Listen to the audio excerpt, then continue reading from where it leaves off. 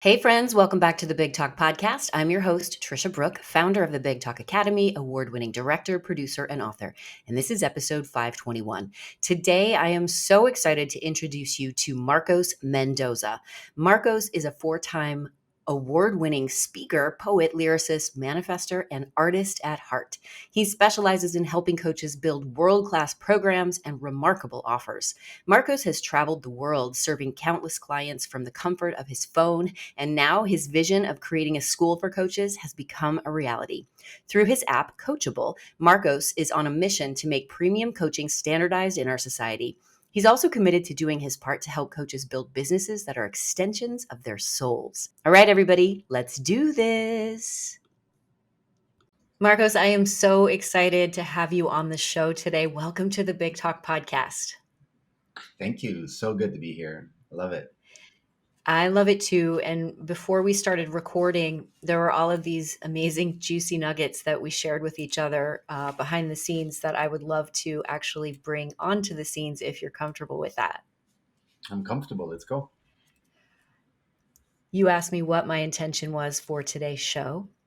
And I shared with you that it was to help amplify and elevate your voice in a way so that people could see you the way that I do, and to have a intimate, vulnerable connection in service of others. And the way that I see you is through the eyes of somebody who met you at Archangel conference in Toronto. And you walked up to me and you were so warm and so connected, and you are able to do that so beautifully. So we talked about our intention before we started recording, and I want you to kind of share how you show up, not only in life, but today specifically.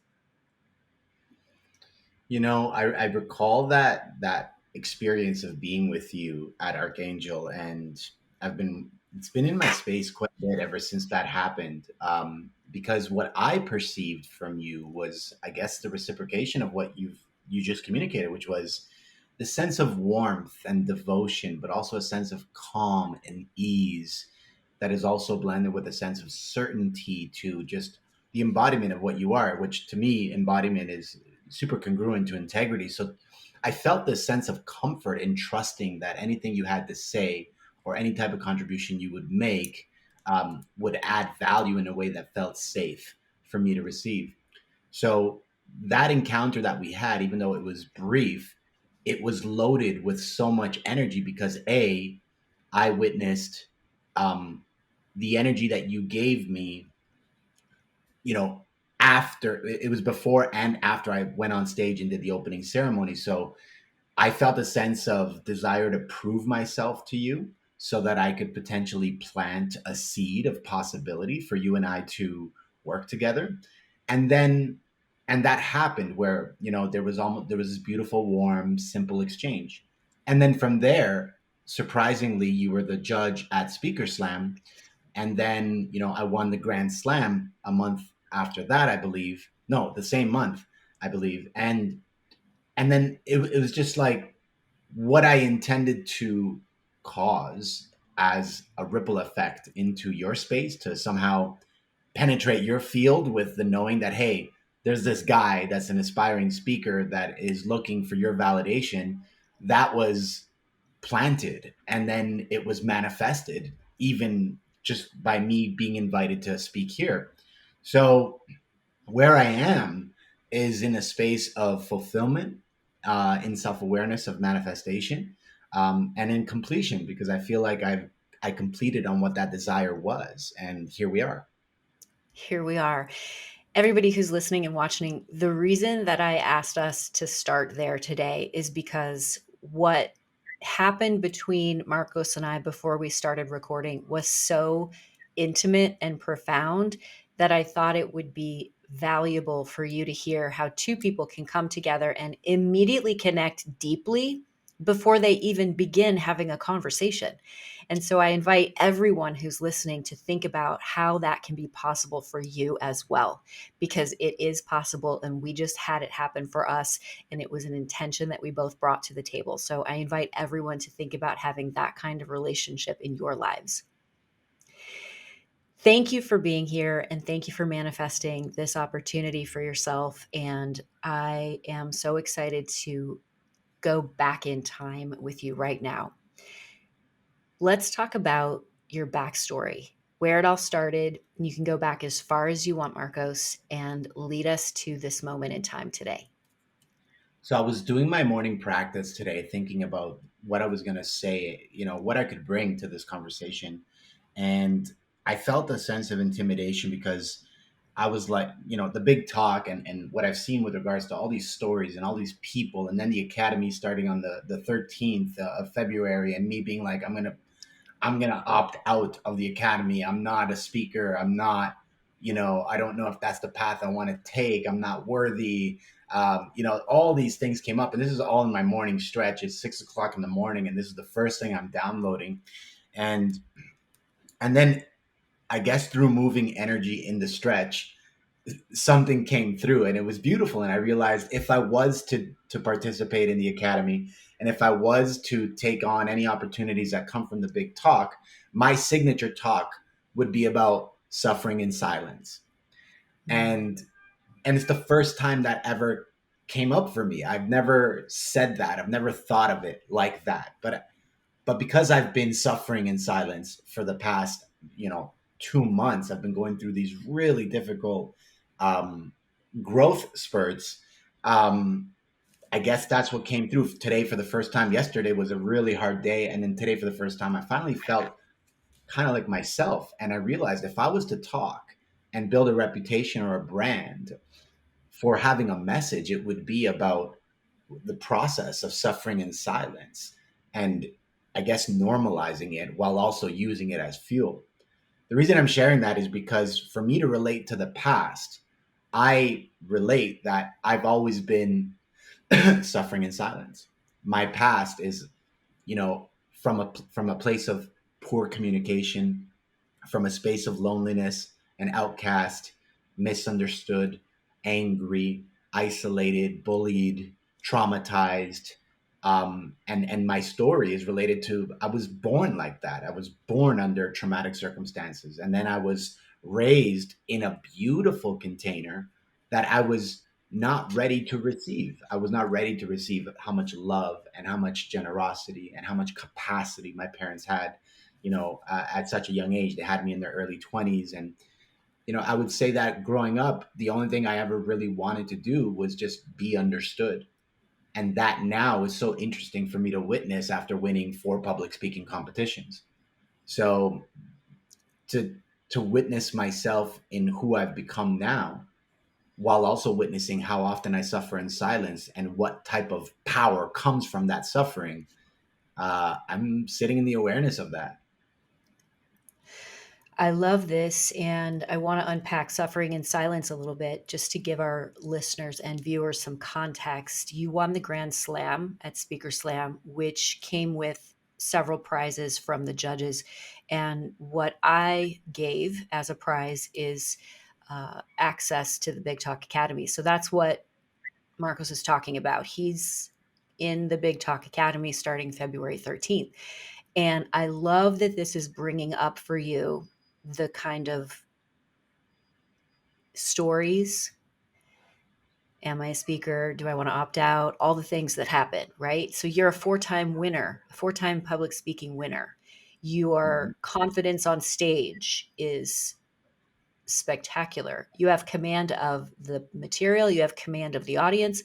And I can say this confidently because I've seen you speak many times. So what's interesting to me is that you, even you, have this experience of suffering in silence and not believing that you're enough. What does that mean? And how can I support you in being able to speak about that in service of so many people who suffer in silence? I'm getting emotional listening to you, recreate that. I feel the tears like welling up behind my eyes, and I'm like, why? Where is that coming from? And I think it's coming from the sense of authority that I perceive you to have. So for you to acknowledge that I'm spectacular is a sensitive touch. It's like, okay, I'll take that. Um, and also, yeah, like I'm so hard on myself, and for me to be spectacular, which um, I have moments where I realize my power, and you know, um, I celebrate myself.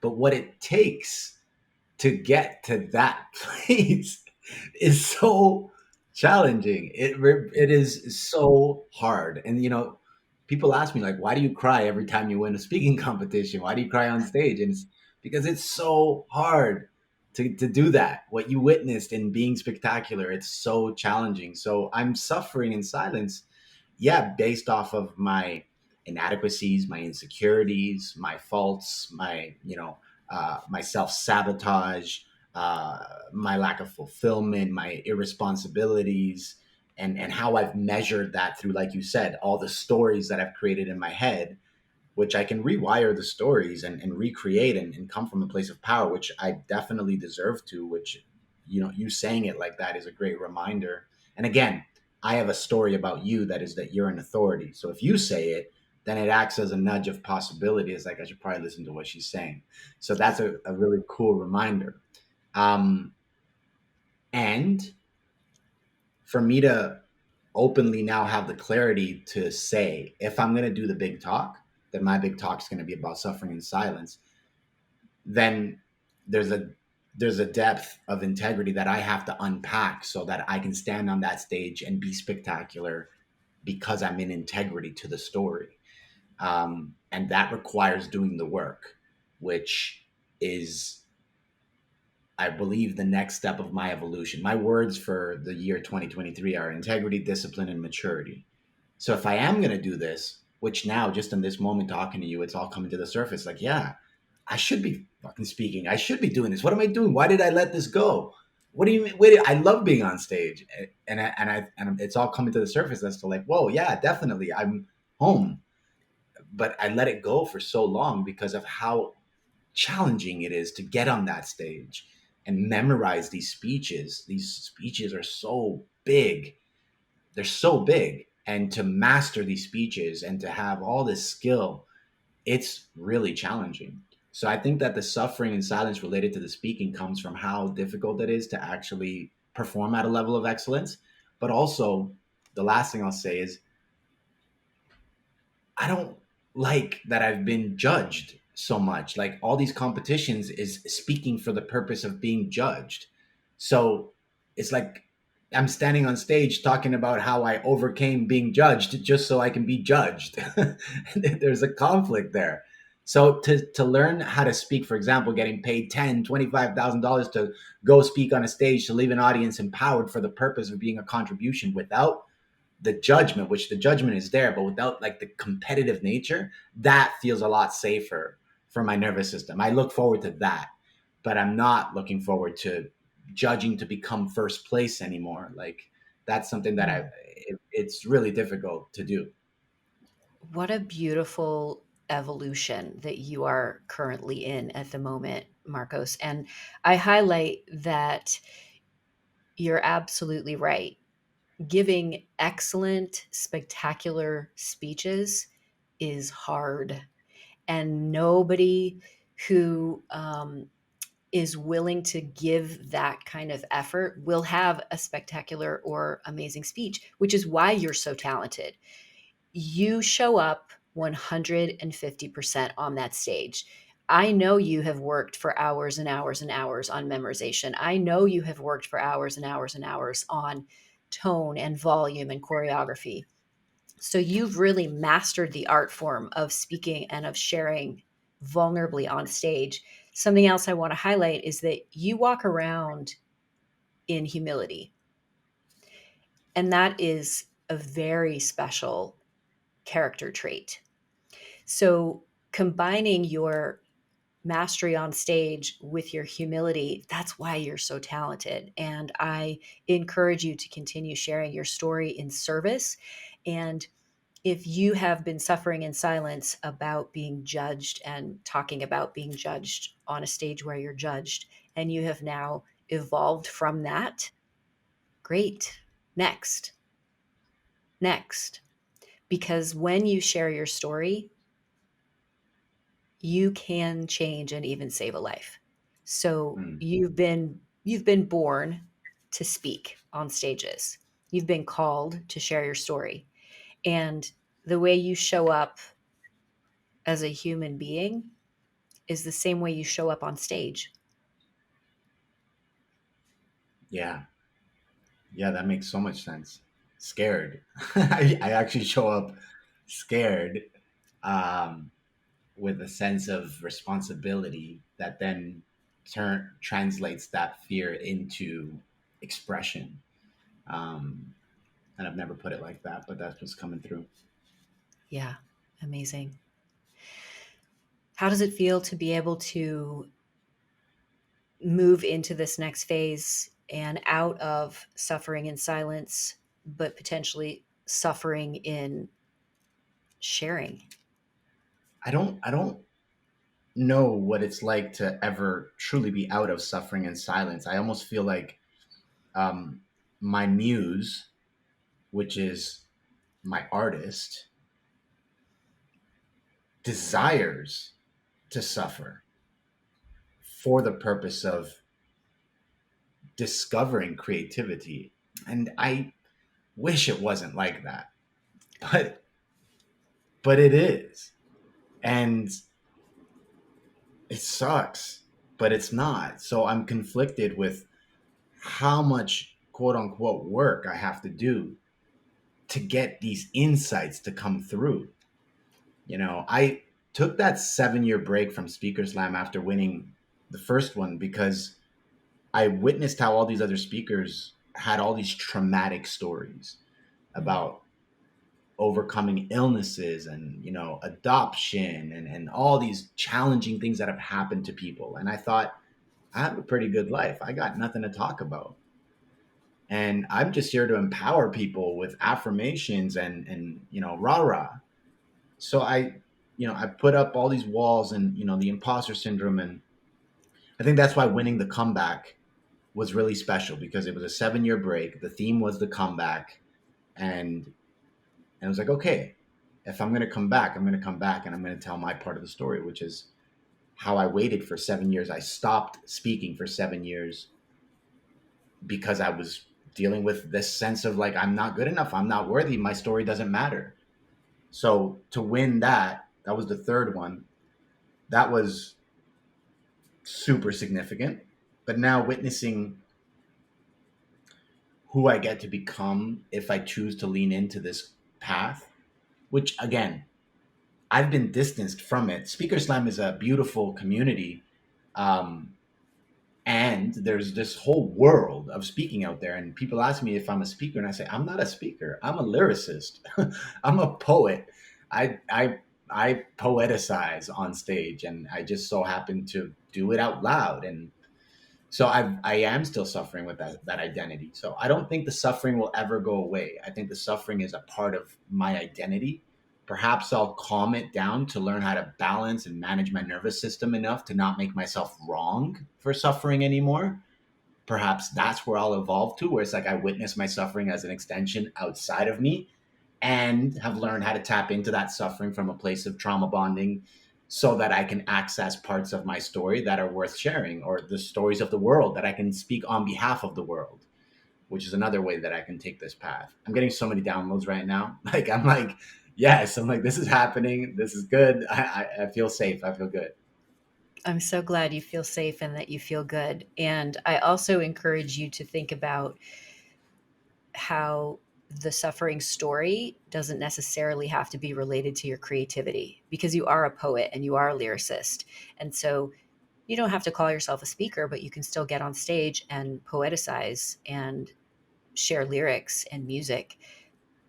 As a dancer and somebody who has been creative my entire life, once I separated my suffering from my creativity, it did not prevent me from maintaining a prolific amount of creativity in my life.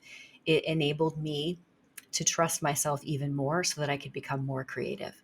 So I'm also a Buddhist, and I understand human suffering is human nature, and we create our own suffering by trying to grip and bear and hold. So I encourage you to continue your process of going inside and thinking about what your story is and how it's related to suffering, because you can move beyond that and you can stay creative and prolific and change people's lives without the ongoing struggle of suffering. Okay, I'll take that on. Awesome. I love this conversation. I'm here. I'm What here it, for it. I'm glad. I want to know from you, Marcos, in the last several months, you said that you have been suffering in silence. And that is one of the themes of our conversation today. What have you been doing for the last 2 months that has been creating this suffering in silence for you?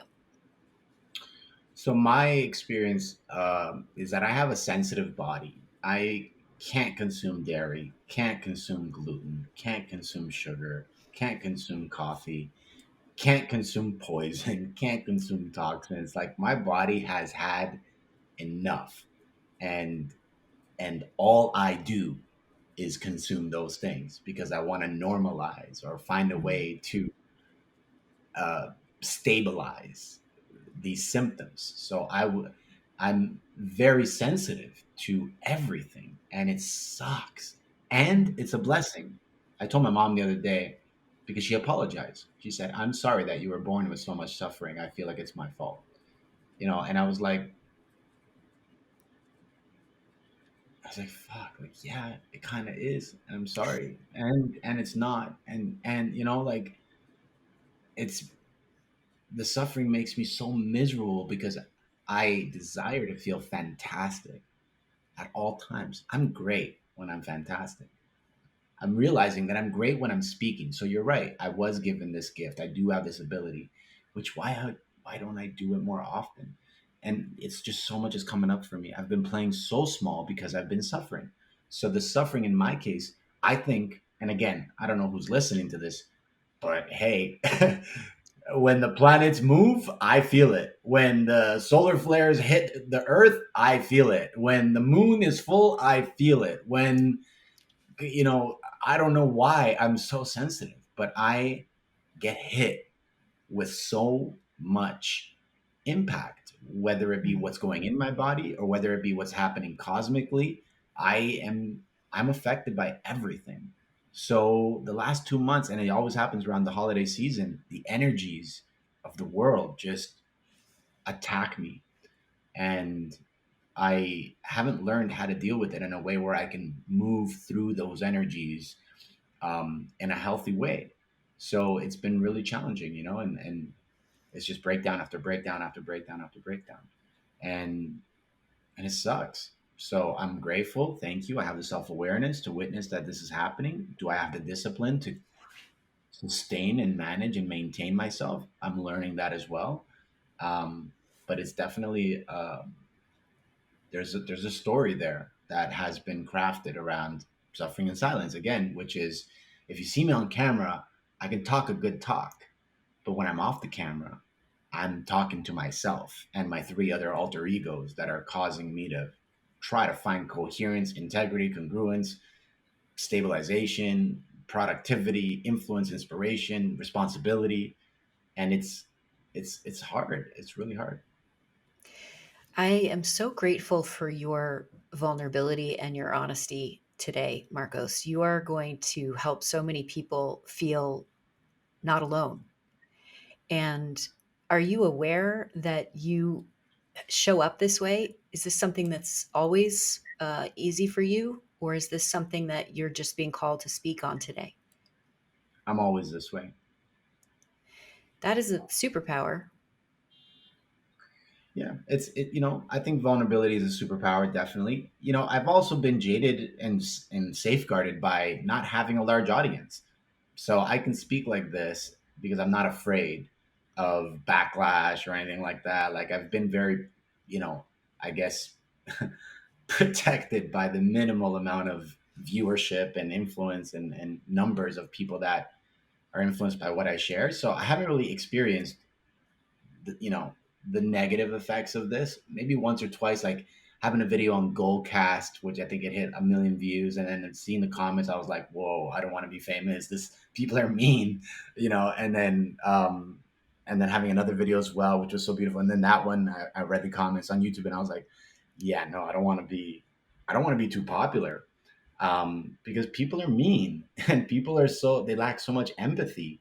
So this vulnerability can be twisted into ways that um, are just unfortunate, which for me activates a superpower within, which says this is the perfect signal or symbol of how much healing is available. Do I have the capacity and strength to be a part of that movement, to be a part of that story?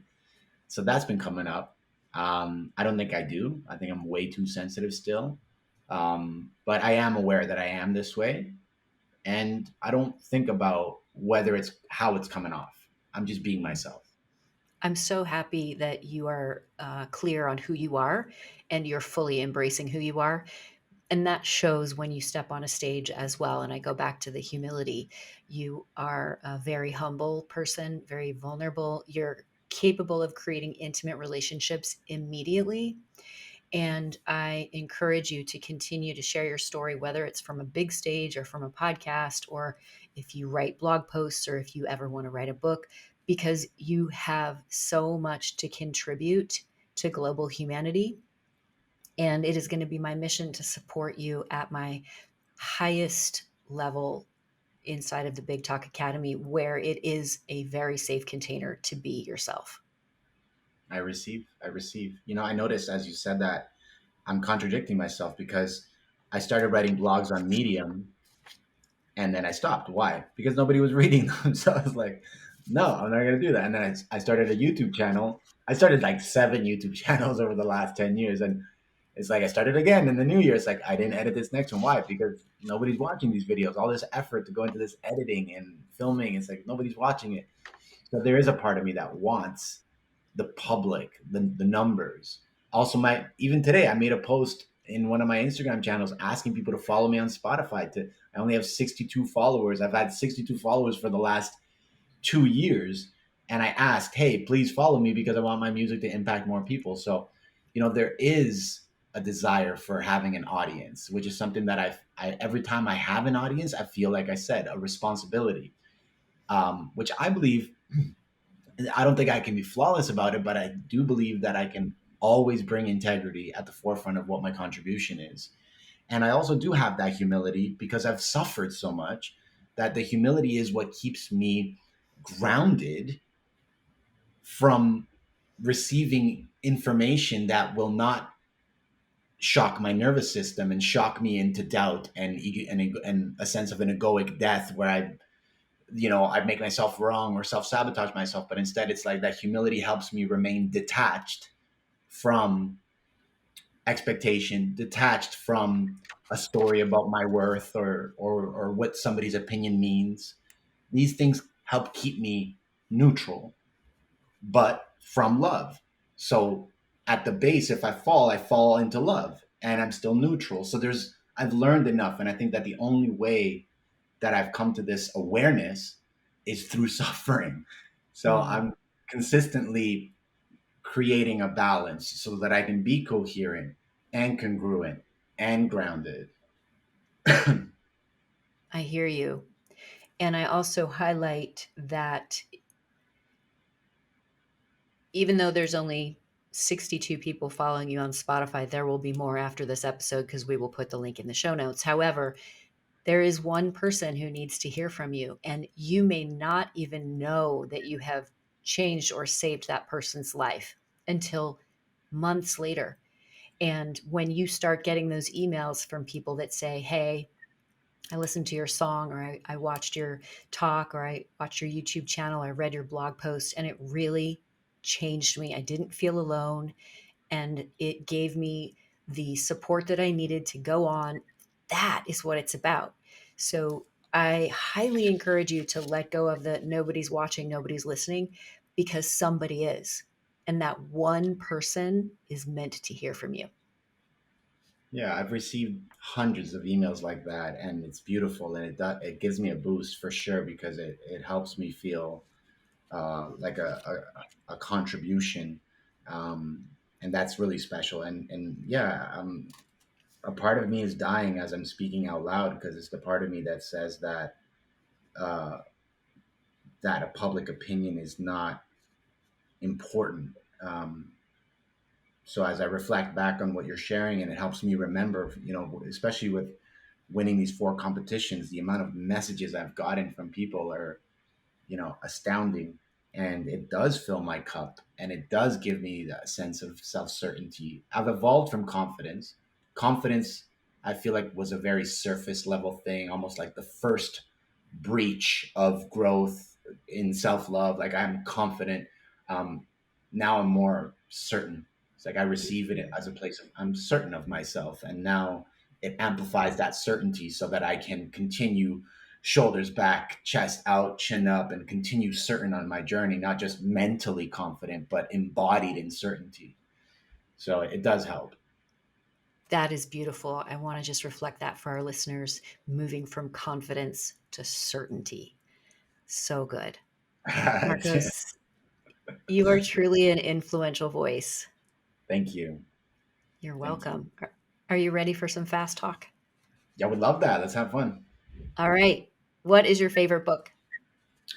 The Mountain is You, Amazing. Who's the author? Brianna Weist. Beautiful. Who's your favorite speaker and why? I would say my favorite speaker is. Why has it got to be fast? I would say, oh my goodness, I don't have a favorite speaker. Okay, that's fair. How do you memorize? I know it's hard.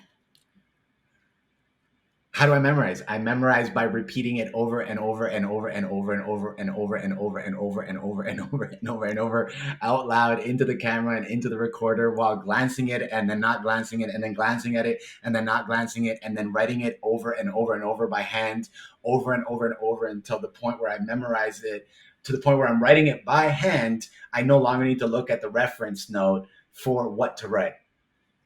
That is so, so well said. And everyone who's listening and watching, there's no way around it. That's exactly how you do So hard. it. What do you do the day before you speak? I let go, I release, I detach. I visualize, I embody the feeling, the impact. I get excited. I practice gratitude. Embodiment is the word, really. Like, I just embody the impact of what my presence will contribute. Beautiful. Are you obsessed with any podcasts recently? My favorite podcast that I have a healthy obsession with is called Under the Influence by Terry O'Reilly. Amazing. And we'll put all this in the show notes, everybody. Marcos, thank you so much for being a featured guest today on the Big Talk podcast. It has been such a special, intimate conversation, one that I will never forget. How can our listeners get in touch with you?